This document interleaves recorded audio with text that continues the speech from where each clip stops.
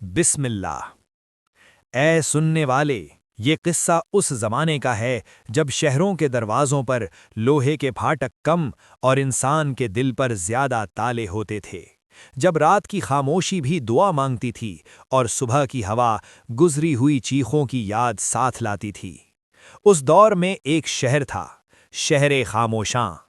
اس شہر کی گلیاں تنگ مگر گہری تھیں، جیسے پرانے غم۔ بازاروں میں مسالے، چمڑا، ریشمی کپڑے اور جلے ہوئے تیل کی بو رہتی۔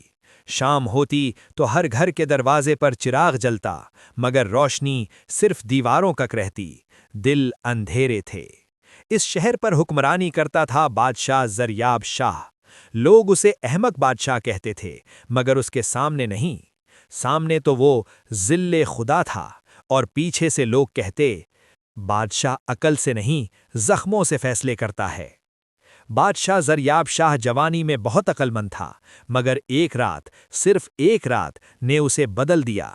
اس رات اس کی بیگم اور اکلوتا بیٹا محل میں قتل ہو گئے۔ قاتل کبھی پکڑا نہ گیا۔ اس دن کے بعد بادشاہ نے رحمت کو کمزوری اور صبر کو بے عزتی سمجھنا شروع کر دیا۔ اس کا تاج سونے کا تھا، مگر دل بوجھل۔ اس کی زبان حکم دیتی تھی، مگر آنکھیں ہمیشہ کچھ ڈھونڈتی رہتی تھیں، جیسے کھوئی ہوئی روح۔ شہر سے دور کھجور کے درختوں اور پرانی قبرستان کے درمیان ایک فقیر رہتا تھا۔ نام تھا فقیر رحمت علی۔ اس کا لباس پرانا، پاؤں ننگے اور کندھوں پر ایک پھٹا ہوا کمبل، مگر اس کی آنکھوں میں ایسی گہرائی تھی کہ جو دیکھتا اپنا عیب یاد کر لیتا۔ وہ کم بولتا، مگر جب بولتا تو الفاظ سیدھا دل کے دروازے پر دستک دیتے۔ لوگ کہتے تھے، یہ فقیر وقت کو پیچھے دیکھ لیتا ہے۔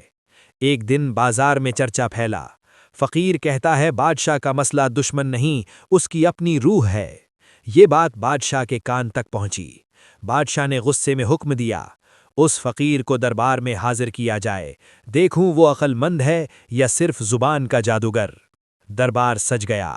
سنگ مرمر کے ستون، سونے کا تخت اور دونوں طرف کھڑے سپاہی۔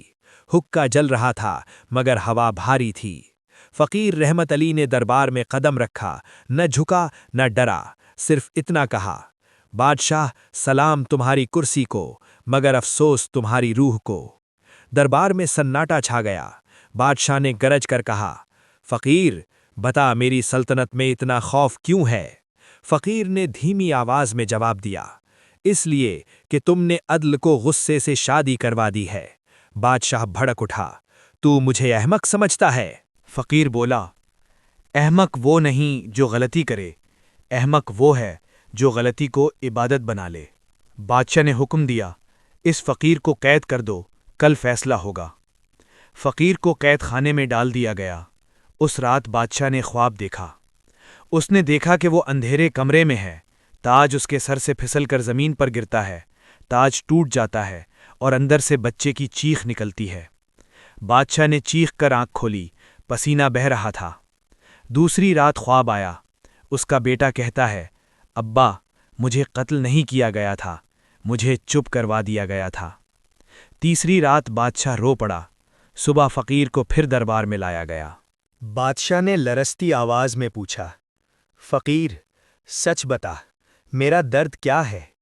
فقیر نے کہا، تمہارا درد یہ ہے کہ تم نے اپنی بیگم اور بیٹے کے قتل کا سچ پوچھنا چھوڑ دیا، کیونکہ سچ تمہیں توڑ دیتا۔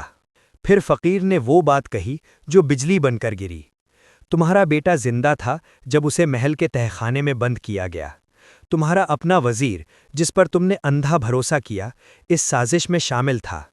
بادشاہ گر پڑا، تاج زمین پر جا گرا۔ بادشاہ نے حکم دیا، وزیر کو قید کیا جائے، ظلم کا حساب ہوگا۔ شہر میں پہلی بار لوگوں نے سانس لی، قیدیوں کو رہا کیا گیا، ظلم رک گیا، مگر فقیر غائب ہو گیا۔ صرف اس کی جھوپڑی میں ایک پرانا کاغذ ملا۔ بادشاہ، جب انسان اپنی غلطی مان لے تو وہ احمق نہیں رہتا، اور جب بادشاہ جھک جائے تو فقیر بیکار ہو جاتا ہے۔ آخری سبق، اے سننے والے، یاد رکھنا، احمق بادشاہ وہ نہیں جو غلط فیصلہ کرے، احمق وہ ہے جو غلطی پر بھی فخر کرے، اور عقل مند فقیر وہ ہے جو سچ کہہ کر بھی خود کو ضروری نہ سمجھے۔